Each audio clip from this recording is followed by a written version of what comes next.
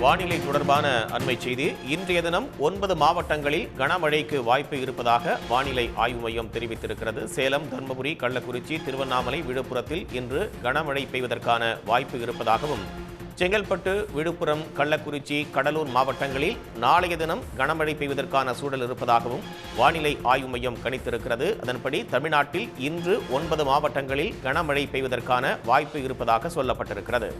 கோவை, நீலகிரி, தேனி, திண்டுக்கல் உள்ளிட்ட மாவட்டங்களில் இன்று கனமழை பெய்வதற்கான வாய்ப்பு இருப்பதாக வானிலை ஆய்வு மையம் கணித்திருக்கிறது.